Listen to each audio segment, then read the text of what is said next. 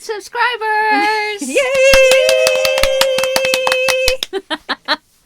And it's 2026! Happy New Year! So what was the most memorable review you did this year? 2025, so last year. Oh gosh. The first Wicked. First and the second Wicked. We did 2 Wickeds in 1 year. Wow, Yeah, that's yeah.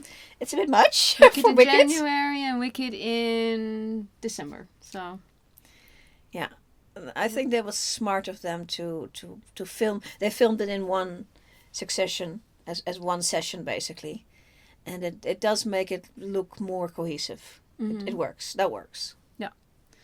but really, it would have been nice if we are just used to 5-hour movies, because then it would have been just a one large movie. It was one. It should have been one large movie. Yes. Do you think 5-hour movie is possible? Not without a warning label. And a nice snack break in the middle. Yeah, because you don't want to walk in for, I'm here for an hour and Actually, 25 minutes and here for 5 hours. They do double headers in certain theaters. A lot of theaters opened with Wicked 1 and then Wicked 2 right after Wicked for Good. Yeah, and a lot of people really liked that. And last year they did Barbie and Oppenheimer as a double header, which is I think that's a case of that getting the most out of your one day that you have time. I cannot, and because they have nothing to do with each other, nothing in common. No, none at all. No. But I think if you give a proper warning, and they do say how long things last, but they don't say it very prominently.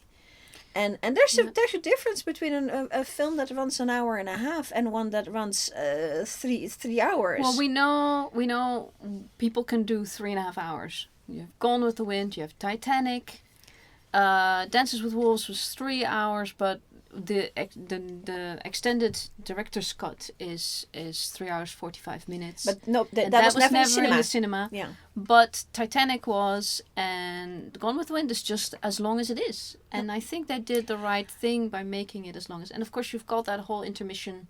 They had the set intermission. intermission. The time of intermissions in movies in the Netherlands has been long past. I don't know if they still do them somewhere else. There has not been an intermission in this millennium in the Netherlands. No, but in double headers and stuff. And we were in a theater, and then there was an intermission, and we're going, huh? Oh yeah, they do that sort of thing. Yeah. Just means we don't go to the theater often enough. Yes. So, but it's also for the theater. It's also probably and the cinemas. It's to also make money on drinks and for the theater, it's absolutely to give the performance a moment and to reset the stage for the new sets, because you're running it. It's live. It's continuous. And some of these plays or operas can run 3 hours, so you have to have 1 or even 2 intermissions. There is an absolutely fabulous story of an opera lady who, like, this is 1980 or something, on Dutch television. There was a big opera on, and there was an intermission, and they interviewed this opera lady who turned out to be very American, and she says, for shows, I can't have a big meal because I'm going to be singing in arias 3 hours in a row. So what I do is I have banana in the intermission, and this show is a 2 banana show because 2 intermissions. Can you imagine doing a show that has 2 intermissions? Just the amount. I think that was a fully like an Aida or something like that. It was a 3 hour plus show. Yeah. Yes. I am in awe of the productions that they can stage something that's that long, and do that repeatedly. Yes. Yeah. Every day. Yeah. But that's what they have like understudies and second casts for. If it's that heavy. If it's so you can get it done, so the matinee is by somebody else, the understudy does the matinee, and if it's really like the Jesus Christ Superstar, when it was on stage, they would alternate the the chap who played the Jesus would play the Judas next time, and reverse. So the you have a bit of a rest when you play the Judas, whereas you have the Jesus would be on all the time. Yeah, I know, but Jesus pretty much starts to stop singing about half an hour before the end. Yeah, and then Judas gets a chance. Then everybody else. But the Judas is in mileage a little shorter than the Jesus. Yeah. So you have and both Fewer of them songs, get a chance to do both. It's the same thing with Laurence Olivier and John Gielgud in the Hamlet in the 1940s. They did a Hamlet on stage, and there was a scene in it where the Laertes and Hamlet are fighting, and they did a jump off a top part down. And what they do was alternate. So one time John Gielgud would be the Hamlet and jump, and the other time Laurence Olivier would be the Hamlet and jump. So you didn't have to jump every night. and do all those, because the Hamlet is a lot of text. Oh my God, that's so much text. So. And it's long. It's also 4 hours. Yeah, it's a very, and the very Laertes, he has like 2 or 3 big scenes, and you can go have as many bananas as you want. Yeah. I mean, he could double for any of the guardsmen or whatever. Probably the rest did. Of the show. Yeah. That's always a difference between stage and film. Is for the stage they have to be able to perform the same thing every night. But for film, you only have to do it once and capture it. Yes, and that's you can make you can take as long as you need to film it. Do a 3 second segment. You can take a week to film if you need. And sometimes they do, because it's a special stunt of some sort, and then they would have to run through like pages of text in an exposition scene. Yeah.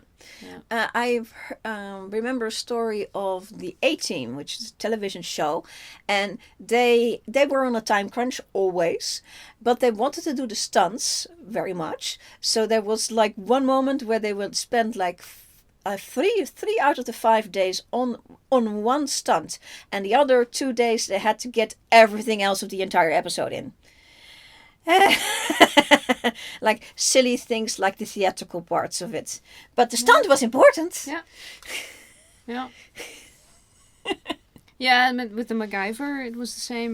They spent like a whole day on a 30-second stunt scene, and then you're out of day. Make it up, yeah. But they do write the scripts in such a way that there is exposition scenes, and there's like they stand still in location X or whatever, and they can run through the plot and things. Yeah.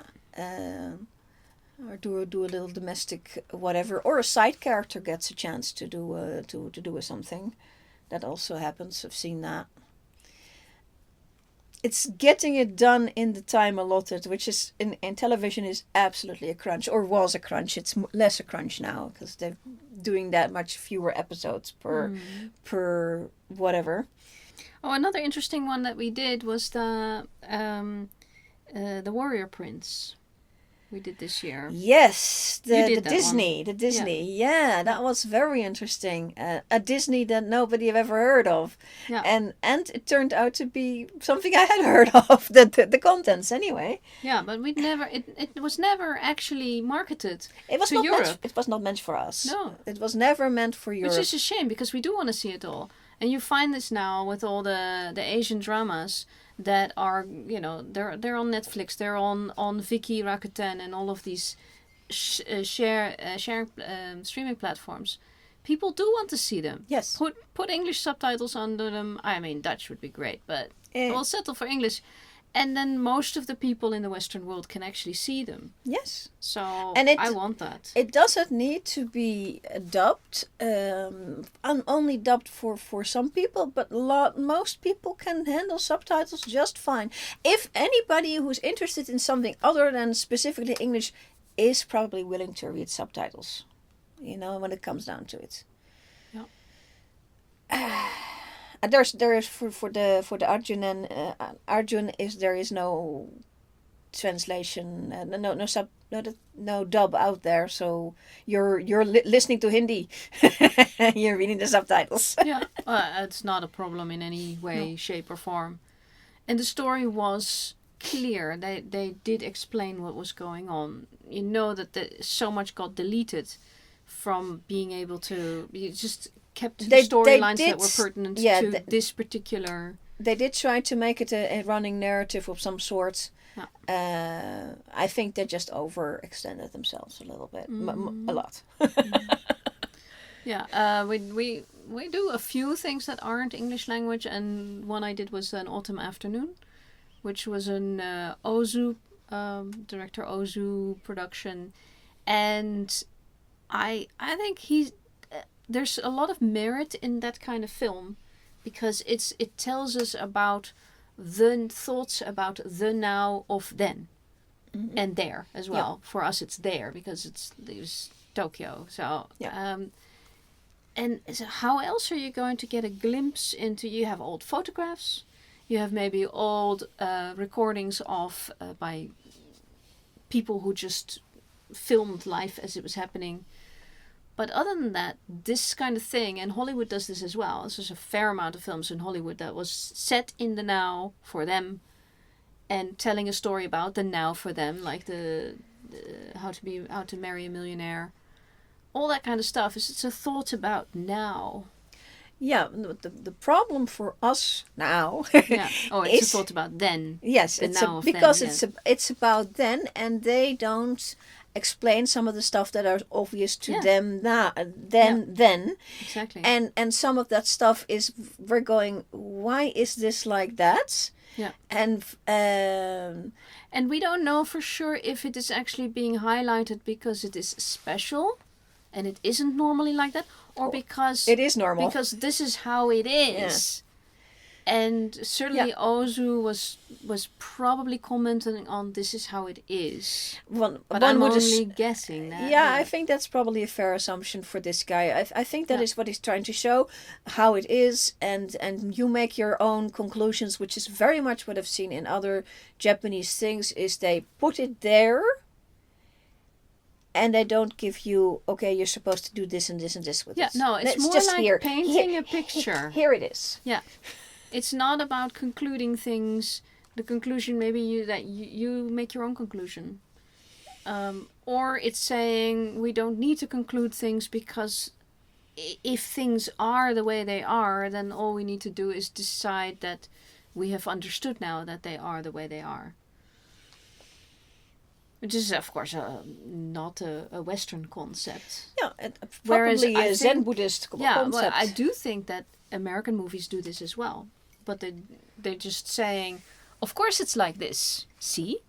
Yeah, but the American movies do very much make at some point a value judgment of some sort, whereas Japanese ones do not. Yeah, they just put it out there, and if it's good, it's good. Yeah. If it's bad, it's bad. They don't give you the value judgment from you have to look at it like this. Whether it's sad or it's happy. Yeah, it just is. It is, and the fact that it is that's what's being commented on, not what you're supposed to do with that fact. Yeah. Whereas there's like an American movie like Schindler's List. Sorry for mentioning that one. It's told you what to feel and when. I hated that on that movie. It tells you so strongly with a hammer over your head. You're feeling this right now. You're seeing this right now, so you should feel that from it. And the Japanese film is completely reversed. It is very much, it is. It's more of a conundrum of like, gosh, this is how it is. Or this is how this is. And it just sits with that. And I like that. But what it does feel, and like I said, lots of Japanese things do that, it feels you unsatisfied in a Western sort of way. Yeah. There is some point where you say, okay, now I mean I understand all of that, but now I want to see one point where you make okay, this is good or this is bad or this is what I feel or this is what I think the director felt about this. Yeah, and you don't get that. You do not get that. And because we've now understood that this is this, can we now then do that to make it better? Yeah. And it doesn't go there. We didn't do this movie yet, but the Japanese original of Shall We Dance, the film with Richard Gere, that film I still want to do, and then I want to do the Japanese original as well, because I watched them both.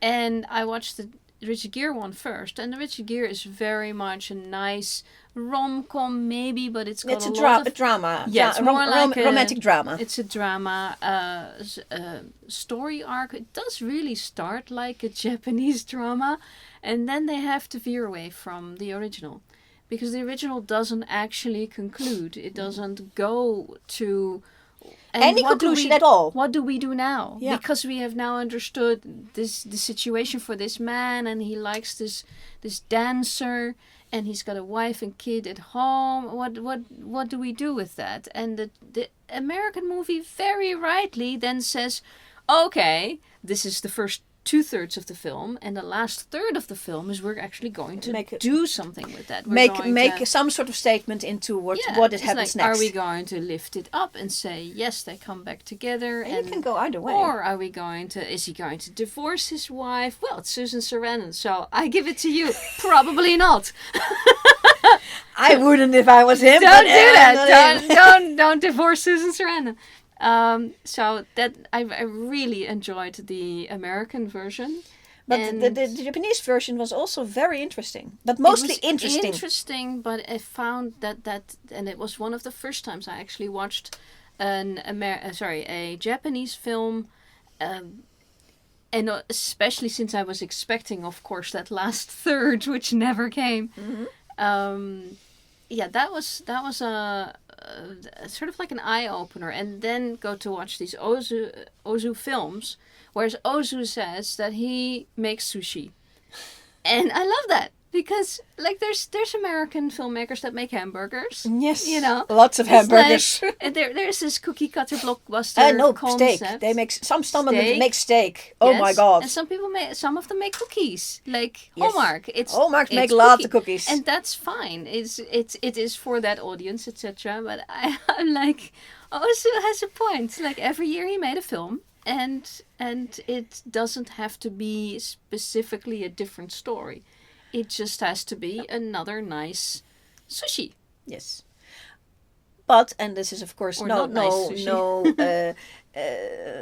criticism on Japanese movies, but Japanese movies are often like that. So, and they are sushi. Well, possibly because he was one of the first ones that did it. Maybe. And that people really like the slice of life film. And one film I would like to do see again, because it's been like many years, is a Japanese film called Tampopo. Yes, I want to do Tampopo and as well. That's different. It's not sushi. It is. I can tell you that. No, but it is. It's ramen.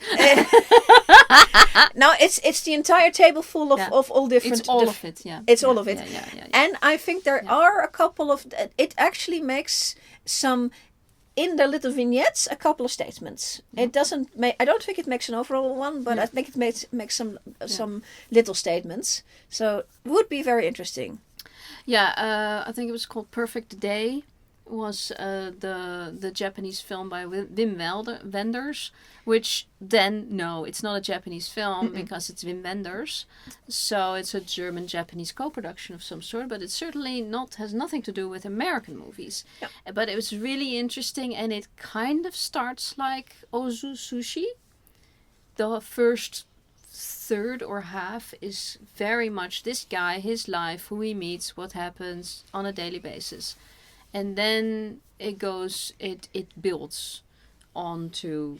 Yeah, he has more of a narrative in that way, I think. Yes, but it loses a Western style narrative that is more to our sensibilities and yes, because it's like you start small and build. So you've now painted the first picture, and now you're going to the second picture. What happens to this guy if his day is disturbed? And then the third picture is effectively he now needs to do something about the disturbances, yes. Yeah, and I felt that the film fell short in that mission. I think it's probably better to say, we're painting a picture and we're saying this is it, and then it's documentary style. Well, that's fine. There are films that are documentary style. I felt that it didn't actually deliver on, let's now take this guy and and ask more of him. But that's that Western part that is also in a documentary movie, a Western documentary movie. I still start to complain if they don't make some sort of point, like Napoleon. The Napoleon film. Oh my god. Which is not this year, last year, but okay. That one. Let's drag him into it. it crossed over from a film into just documentary material, because it never made any sort of point. Even the Oppenheimer film actually made a point, and it took it all the way to the end. But Napoleon, there was no point. And yes, there is no point to history, but the film should have some sort of point. It doesn't need to be large, but you have to have fun. an arc. Yes, and it didn't have one. If you're saying we're doing Napoleon, okay, let a Napoleon have an arc. Yes, and he did. Nobody had an arc. But the actual Napoleon did have an arc. Yes, he did all these battles. He lost, then he tried again. And then he lost again. I mean, and that's he had to actually come and present his sword to somebody in defeat. Yeah. So that is quite a bit of an arc, and it wasn't there. Yeah, it's like so they cut the arc out of history. Yeah, and what they did was paint the pictures. They did beautiful pictures. I mean, just put it on as film material in the background, and you're golden. If you like battles. No, but the pictures, literally the pictures themselves, like the screenshots, are gorgeous. But it's not. That's not a movie. That is not a movie. I'm sorry. Yeah. Whereas the Wim Wenders Perfect Day is definitely a movie. And an arc. And the Ozu film also. It is a film. It is a movie. Yeah. And I do want to see more Ozus. I'm sure that it's going to be interesting. I wouldn't want to see like every single one of them probably, but it's just to go like his earliest and then his middle and his latest and things like that. So yeah, Tokyo Story, which I think I did last year, that was certainly a much earlier Ozu, and it was very important. I think it's, of course, I mean, it's the one that everybody talks about, and that's for a reason. It's very good because it says really what happens when the life where life was multi-generational living is now modern, and we don't do multi-generational living. You have like the parents, and they're okay, they have their own house, and then the kids, they're in the big city, they have their own households. And it doesn't. I think that, and of course the original, The Way We Were. It's not the original because it wasn't a remake. It was a same concept. It was inspired by The Way We Were. Yeah, not The Way We Were. Ozu. The title is wrong. I'll look it up and put it here. The way something. But the more recent Ozu that you watched. An Autumn Afternoon, which, by the way, the Japanese title has nothing to do with Autumn and Afternoon. And Autumn Afternoon is also, I think he took inspiration from different things, because that first one is from a movie and a book from earlier, and the 30s, yeah. And this Autumn Afternoon, we recognized it. I mean, I recognized it as being the Hobson's Choice. Hobson's Choice. It's basically Hobson's Choice, but reworked for Japanese situation. Yeah. And this is absolutely fine. And it's also not even it's like not, copyright or anything. No, it's not. It's not. It is inspired by. Yeah, it's inspired, and I think that's what art's supposed to do. That's what storytelling should do. Is you're going, oh, that's a very interesting way of storytelling. But I'm gonna do it for my. My group. Yeah. Yeah. And I'm going to expect that the next one, the one you're gonna watch next, you will find that it also is something that we know. Should be inspired by something. That'd be interesting. So we'll go look for that. What is it inspired by?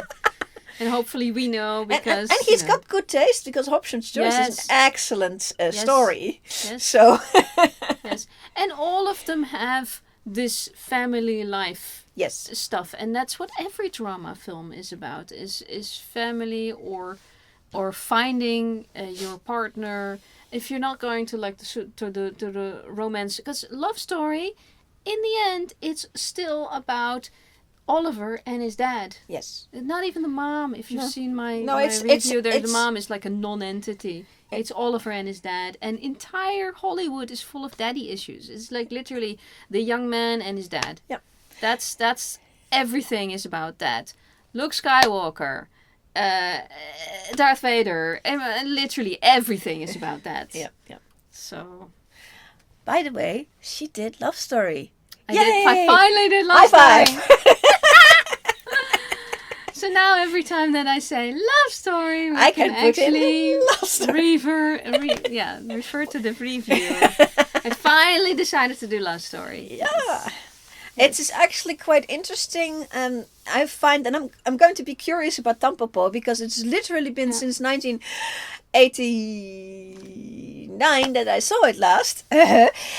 How I feel about it now, because I know how I felt about it then, and when I've reviewed a couple of movies, I mean viewed them again for the review. Something I hadn't watched in a very long time, and then I watched it again. I'm going, oh. I know I thought that last time around, but now I definitely feel this, that, and that. Yeah. And it's not like I think I was stupid then. No, naive, but it is. But different. Decades. It's been decades and different and more experience, more history, so much more history information. I was for All That Heaven Allows, which I finally did this year. Yeah, which was always that, and Love Story was always on my list of this is what I want to do for the channel. And then the thing is, you kind of want to make it special, so it's like I'll do that when I have time. And then I decided, okay, the time's up. I'm doing it now. And it was like I did actually get a lot. I always watched it as, oh, what a beautiful romantic movie, and isn't Rock Hudson dreamy? And he is. I mean. And so, but now it was like, wait, what's actually happening here? And then later, after my review, I actually watched some reviews on it and read some articles on it. And a lot of them talk about, the exaggeration of normal life, because this is not normal life. I think it is not an Ozu kind of thing trying to show normal life. This is an blowing out. It is taking. So the director Douglas Sirk was had been art major or something like that. He was definitely well educated in art in Germany.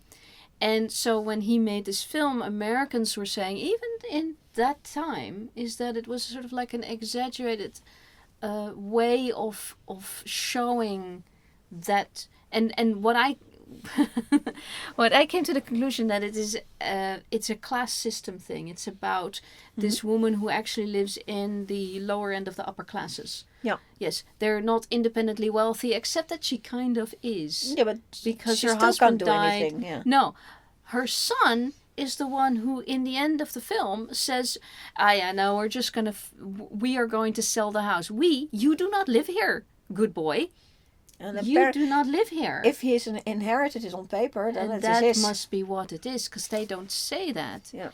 And everything is from certain angles and the visuals, etc. But in the 50s, they did that. All the films were the amount of makeup on people. The hair, the clothing, and what Douglas Sirk did is he put cameras on it. He made sure that the colors were really, really sparkling. He didn't do cute normal life down to earth. He was like, no, their life is extra colorful. Their life is like this, and he used all these things that visual tricks. Visuals. Yeah, he used visual tricks that Hitchcock used as well. It's like when somebody is being viewed through a lattice work or the shadow of a lattice work, then you're going, oh, that person is trapped.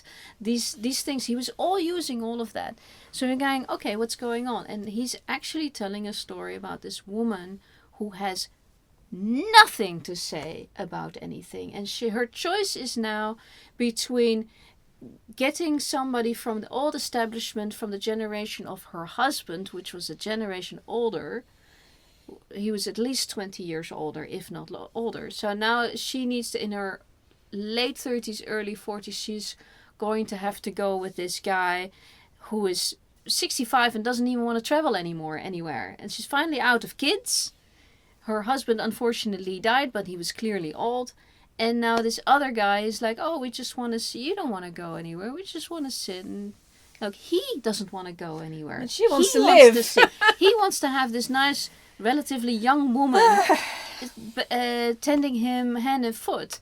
Or the other choice is Dashing Rock Hudson. However, Dashing Rock Hudson is living the bohemian life. And it's that or the highway. She gets no choice. It's not really the bohemian life. He's just not living the upper class life. Yeah, okay, but he's doing a house, and he's doing all the normal things. That's true. He is building a company. He's not living in a trailer. So he's still upper middle class because he's building his own company. He's not the lower upper class that she is. So everybody's like, ugh. But my question here is that Douglas Sirk's, he takes care of the choice of what to photograph, and then either he or his director of photography, and there was a point where the director was also the director of photography. It's like later, or at this point or later, it became two jobs because it got too complicated. But all that, the script comes from somebody, and he is still looking at the script. I don't know how much he massaged it. Oh yeah, then we would have to look that up. Who did the But script? that's kind of interesting in an interesting way, because when you look at a film as a finished project, you see the work of so many different people, so many people Hundreds. who massaged it and did some work, and other people who or didn't do the work, which also happens. Or so made a crucial bad decision while doing the work, like we always run into with costuming. They're going, well, they decided not to do proper 20s clothing. And did they do it well? Did they do it badly? And some. Yeah, and if you're doing a movie about the 20s and nobody is wearing the flapper fashion, or if it's all about guys and the guys are wearing fakely guy wear, it's fine. But then the moment you see a girl and she's not wearing the proper fashion, and the hair, that's always a problem. And it takes you out of it, and so that's a way to do it wrong. Another way to do it wrong is the wrong story in the wrong time. If you're doing like a historical thing, that you're just telling the wrong kind of story in this time, that happens. Peyton Place. So Peyton Place, they kind of did homages to the early 40s, but effectively it was all 1950s clothing. 1957. Yeah. And it was 1940 sensibilities. 16 years. They couldn't quite bridge it. If we were in 2025, 2026 now. Hey, Happy New Year.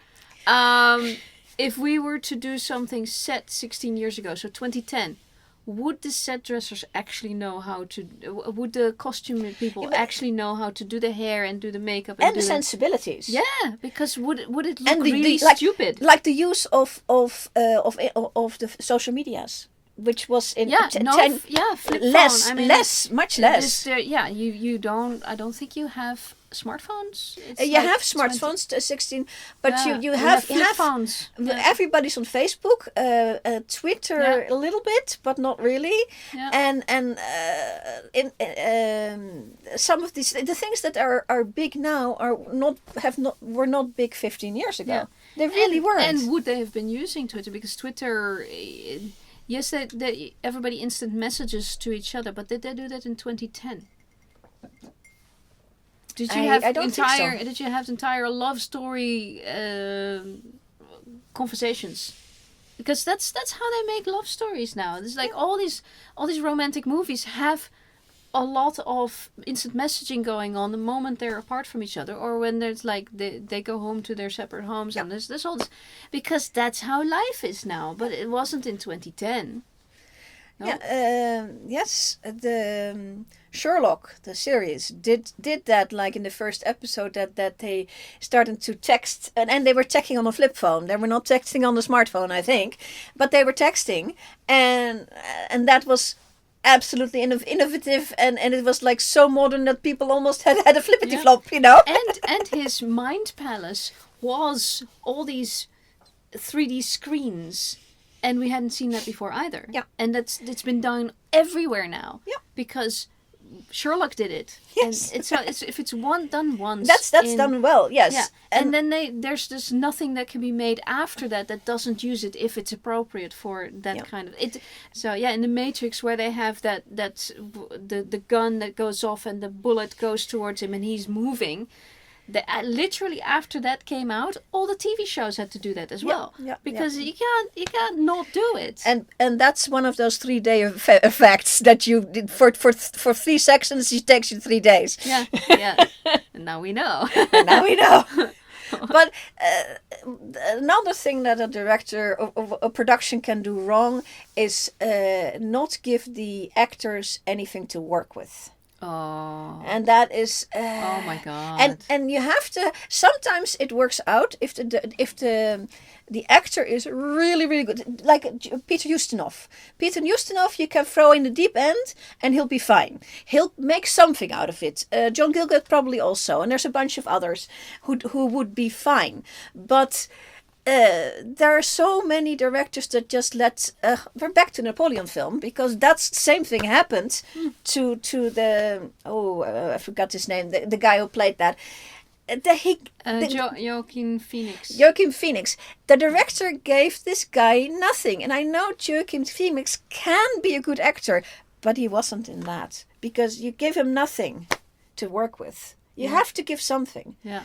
I actually think that considering everything, he did a good job. Yeah. No, he did exactly what the directors told him to do, which is look like the portraits. He looks like the portraits. Oh my god. With bells so on. Good. So good. Like I said, all the pictures are wonderful. So But I think also that film is now underlining that we're kind of done with white man angst stories. yeah.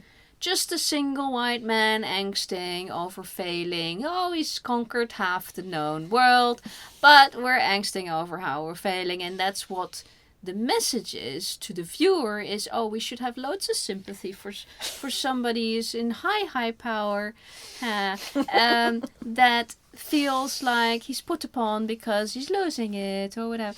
Yeah, so I'm kind of done with that storyline. Yeah. Basically, I mean, we were talking about it today. We heard who the new Bond is going to be. Oh, yeah. And the review we did like 3 years ago, something like that. It's like one of the first reviews we did on this channel about the Bond movie, the last Daniel Craig Bond movie.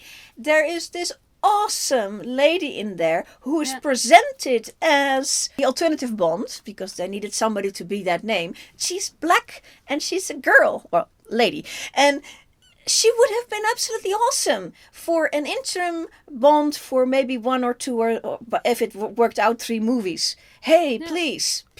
And what we get now, and I'm gonna put on this guy, and it's not his fault. No, it's another white guy. But I'm sure he's gonna be good at it. He's another one. I have no problems with that. But I have. But why does it? Yes, I know the books will say what Bond looks like. I don't care. He's a concept. He's a concept. More than 50 years onward from making Bond movies, we can sort of like step out a little bit. And is it that scary to have somebody whose skin isn't lily white? I don't see the problem. Do his eyes have to be blue? Yeah, and it's they put it so easily in that previous movie. They gave her the name of James Bond, the other one. They might have wanted it. They might be testing the waters. We don't know.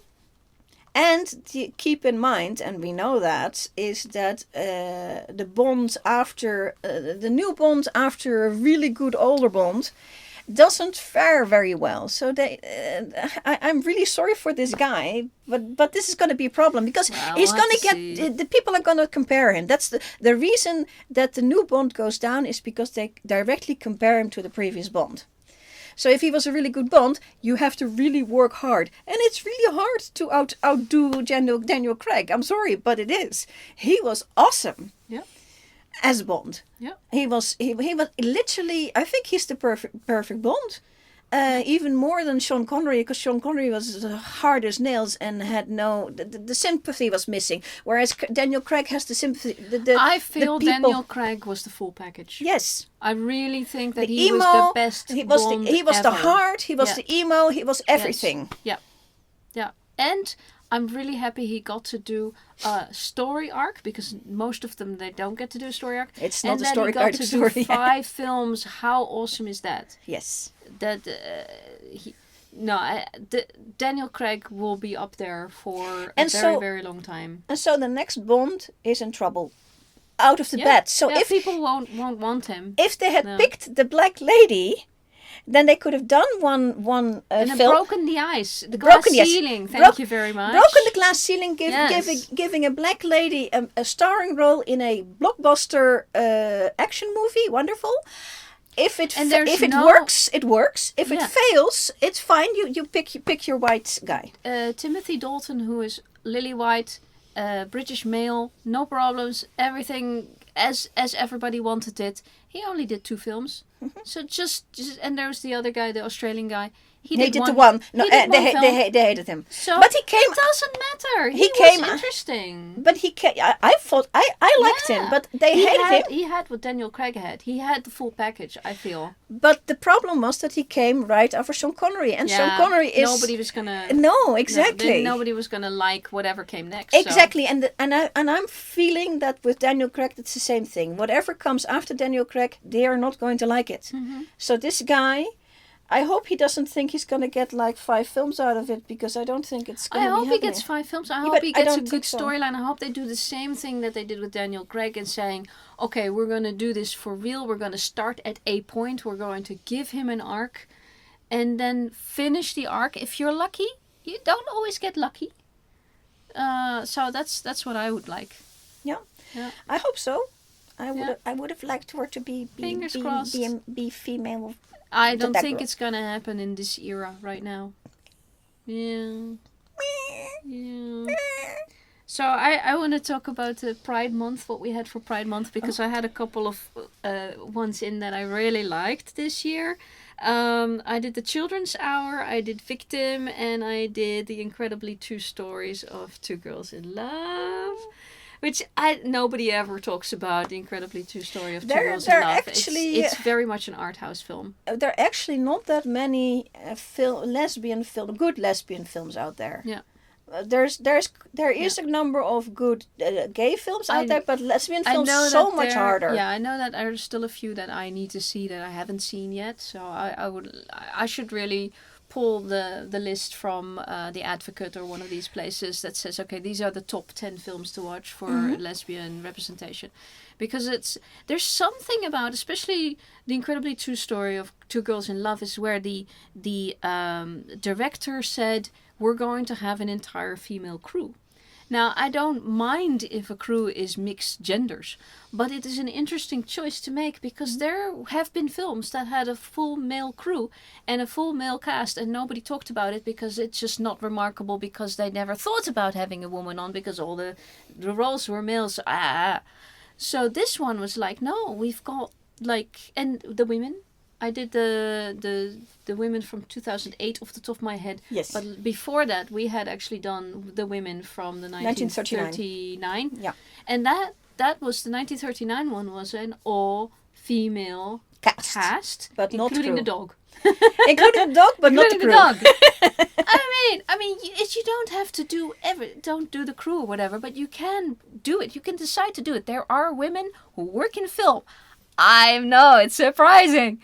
But there are women who work in film and they want jobs. So employ them. Yeah. And you know that a lesbian movie is not going to make it very high in any sort of chart. Especially if it's not meant for men to watch. But then you should. So you might as well employ. What you should also do for any, and this goes for any movie ever, is write an awesome story. If you write an awesome lesbian story, people will come and see it. Yeah. Because good story. Yeah. And then and the lesbian being incidental. We want good stories. Yeah. Always. Yeah.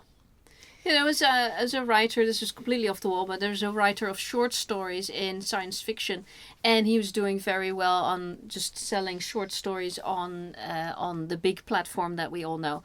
and what he did was he said, right, my protagonist is female. It's a guy writer, it's a male writer, but he was just writing kind of like James Bondian stories, but then for science fiction. And it's like, no, it's a female, and the backstory was she has a wife somewhere. So every once in a while it gets referred to, but she has no time to go home to see her wife. Just poor, like no, poor Mrs. Yeah, no, or girlfriend. I forget if it's a wife or a girlfriend. No action adventure hero ever goes home to see the girl.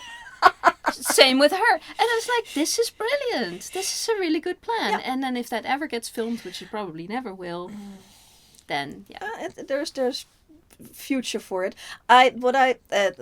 Talking about books because we're here, I really liked about Heinlein was that he would write just a story about people in space, because space usually in some of the books young people in space because genre. He was writing for that genre, and then not until the very last page you find out, oh, this guy was black. Yeah.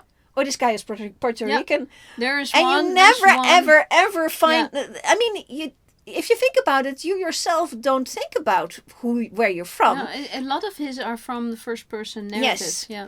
And so I like that. This is a trick you can do in a book, because the moment you put it on film, it's in your face. Yeah.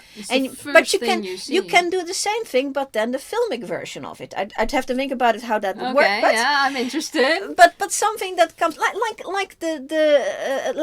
maybe a thing in an office, and it turns out that the people that are obviously coded to be gay are straight, and because there's a wife, well, and reverse. Yes, I mean how they did with Sulu in the newest set of Star Trek films is that at the end of one of the adventures, he gets there. He says hello to his husband. We don't get told that it's his husband, but that was it wasn't clear intended. enough. And there should have been a kiss. A daughter. There should have been a kiss. And I don't remember. No, there wasn't a kiss.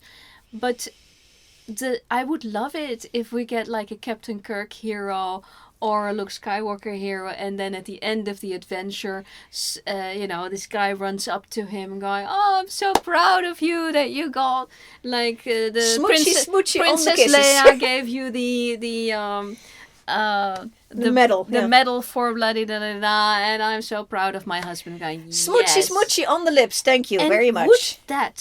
Would that thing to twist it at the end, because American films love subverting things, right?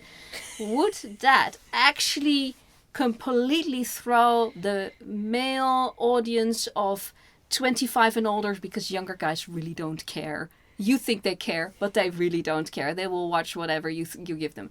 But they also just want good stories. Yeah, the established guys that think that they've got it all sussed out and the whole world has to reflect their inner thoughts. Because the rest of us do not get that. Thank you. So would that throw all of them out of the story and say, I will never watch this again, that movie needs to be trashed, it's gay propaganda and whatever? Some people, yeah. Like literally, that's all it needs, is to represent, is to say, but our hero was gay. And it's very important that it is not the main storyline. Yeah, that's representation. That's representation. It's not representation going, ooh, we have this gay superhero. What's happening with the gay superhero? And it's even worse, because it's also the woman. We have the woman in the story. Oh, is she somebody's daughter, somebody's wife, somebody's love interest? Is she somebody's mother? Somebody's sister. But then she's old. What do we do with an older woman? Oh my God! But also in Wicked, which we watched, it's got a lot of women in it. Yeah, okay, but we have the lady in the wheelchair. She is the part of the plot is that she is in that wheelchair. Stuff happens because she is in that wheelchair, and I did not like watching that. Yes, it is nice to have representation of somebody in a wheelchair, but couldn't she just be incidentally in the wheelchair? Does she have to be deliberately in that wheelchair because somebody actually put it there? A reason. No, but that's American. That's an American way of doing it, because we have been watching some British things, and there is that lady, and I will look it up. In Good Omens, you have one of the archangels who is somebody in a wheelchair, and she's got some other things like she's small. Yeah, she's got some That's pretty bad stuff. That's yeah. it. But she just that it just is. And- It has no bearing on anything. And for this actress, this is not the first part where it is like this, because the previous part, and this is where everybody in England knows her from, is from that detective show. I'll look it up what it is because I've forgotten the name. The detective show where she played a lab Technician? Yeah, a big I think like the boss of the technicians or something pretty important in the lab all the time for years and years and years and years, and it doesn't matter that she's in a wheelchair. The new MacGyver show, which is now old, of course, but the new MacGyver show, they had the second head of the Phoenix Foundation. She was a small person. Yeah. And she has a background in sleuthing, being a spy, etc. She's like a big ass person. But it's never addressed what the, let's say, practical issues with that could have been. But because it's not addressed, it's just not because it actually doesn't matter. No, she is the head of the Phoenix Foundation, and she is badass, and that's it. Yes. And she gets And to do that. And that is better. I think both of those were better representation than in Wicked. And Wicked is not great. That show had to deal with the lockdowns. And so what they chose to do is to spend an episode. They had to deal with it for like half a season. And so what they did, they made clearly, if you watch it from a production standpoint, they were making accommodations for her because all the scenes that she had was with one other actor, which was actually her love interest in the show, which we like. And they were either in her home, in the garden, or I think there was like one other interior shot. But for several episodes we could only see her in those situations, and I'm like, that makes sense. She was clearly, she had to isolate more than somebody else, which people who had medical needs or whatever needed to do, and they accommodated that and still kept her part of the story. Yay! So you guys can do it. You just don't want to. Yeah, and I think for films they really don't want to. And I think it is an American issue, because what the problem that I'm seeing for like Marvel movies or all the sort of those kind of movies is that now they want to put in like black actors or females and blacks and combination, whatever, any minority at all. But what roles are still available? Well, the heroes are already cast like years ago, and now we're getting a new set of heroes, but for many years it was cast. So what is left? Bad guys and sidekicks. And so you get a lot of colored bad guys. People of color. But they are the bad guys. So you get this other problematic juxtaposition. And I really like the new Captain America movie, because we now have a black person to be the hero. Yeah, and I was told that actually happened in the comics.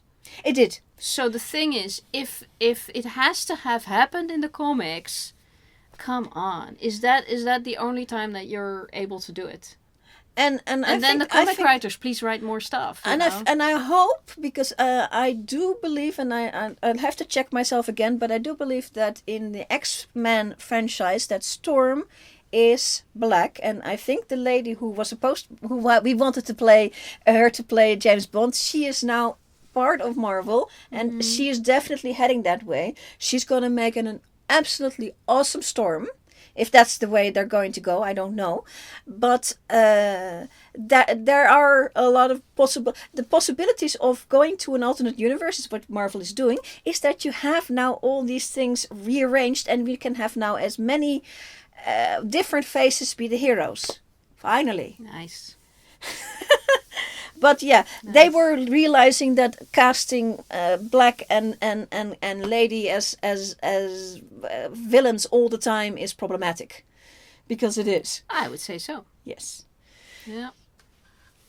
One time where they did a good casting was, of course, at the Children's Hour, and they got the two young actresses of the world of the Western world, at any rate, the English speaking world. But they didn't get color. To do it. They didn't get They color did movie. not get color. No. Which shows you that it was still a very tricky subject. Well, it was that director who said, I'm going to do it for real now, because there was they had intended to do it in the 30s or 40s.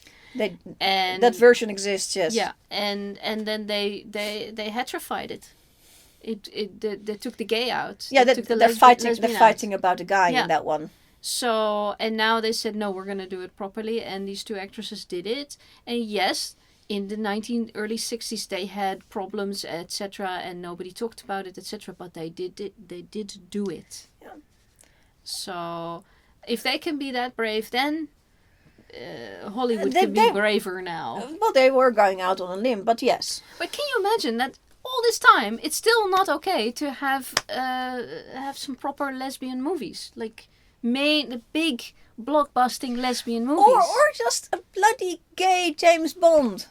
Hey, where is he? I want that. Yes, that's the first thing I want. Okay, so good news. There's going to be a part 2 to Red, White, and Royal Blue. Hey! Yay!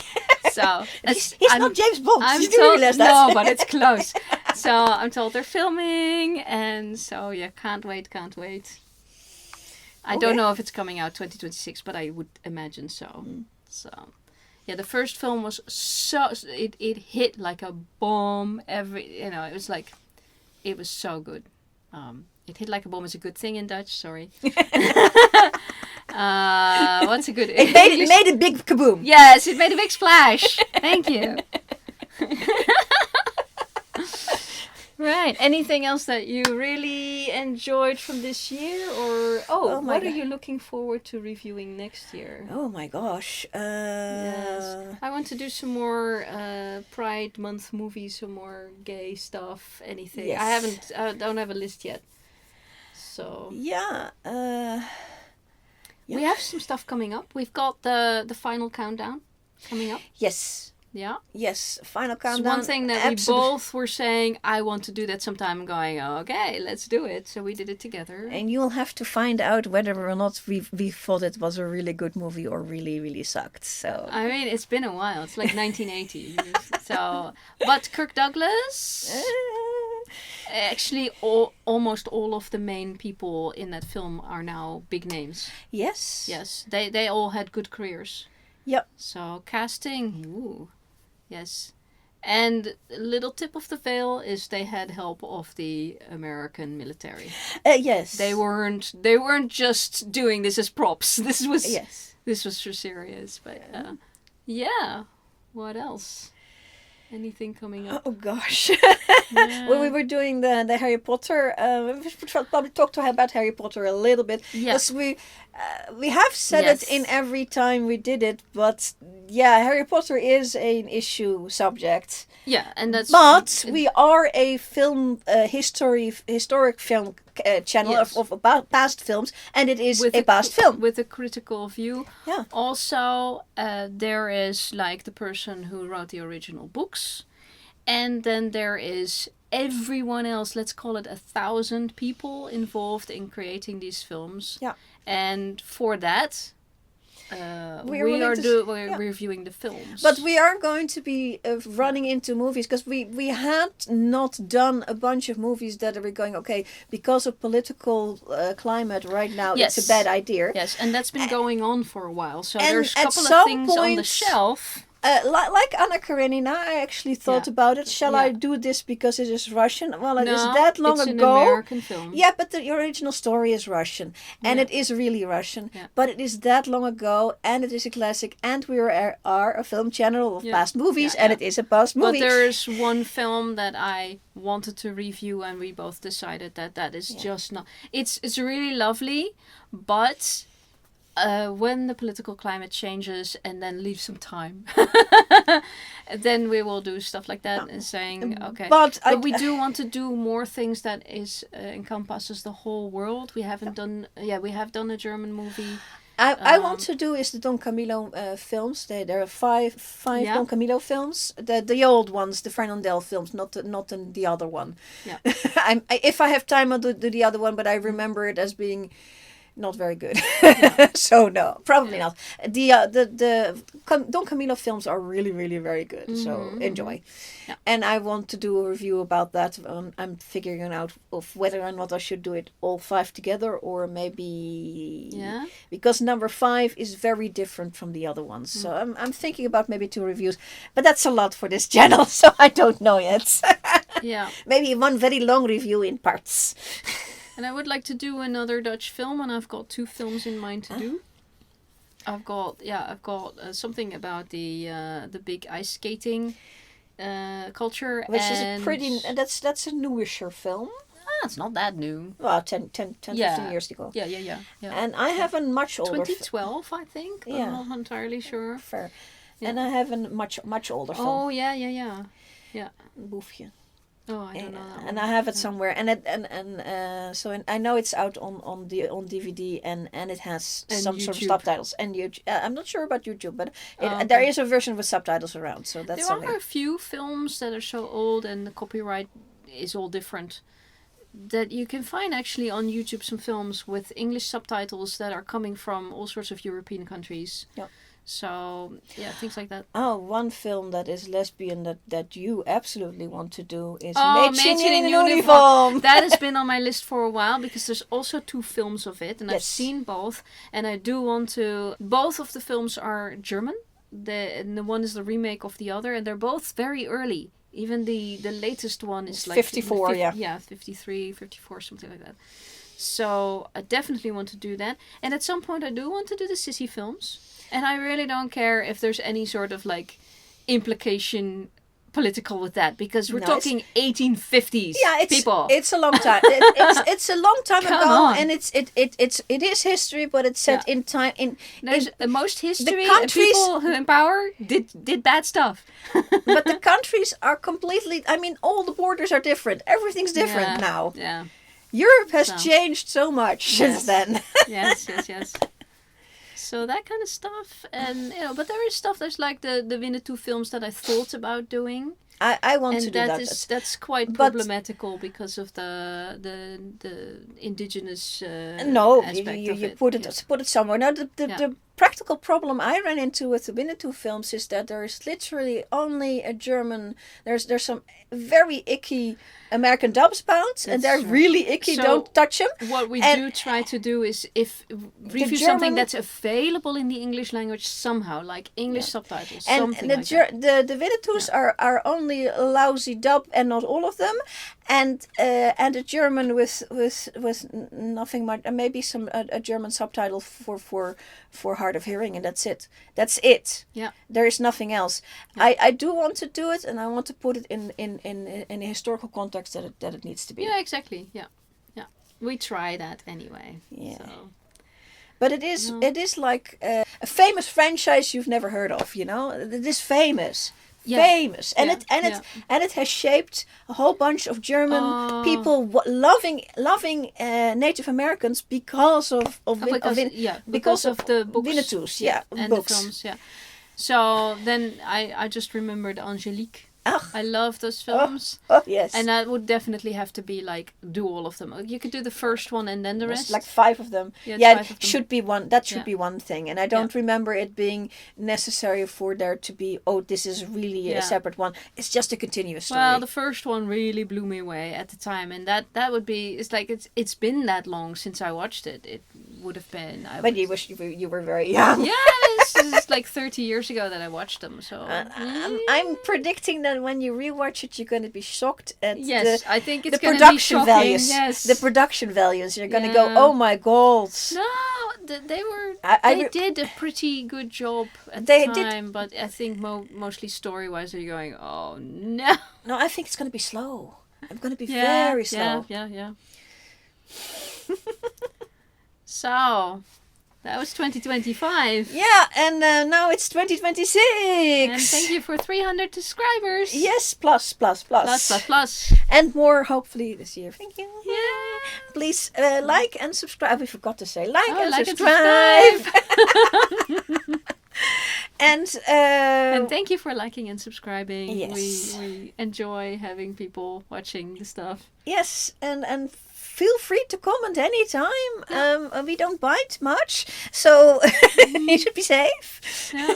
We had all our shots, so Yeah. We like to dig into the details of the era and of the storytelling and all of that. So, yeah, Let's talk. and it's okay if we're wrong. I mean, this is our opinion. Yes, it's my opinion. And my opinion. And we're Sticking to it.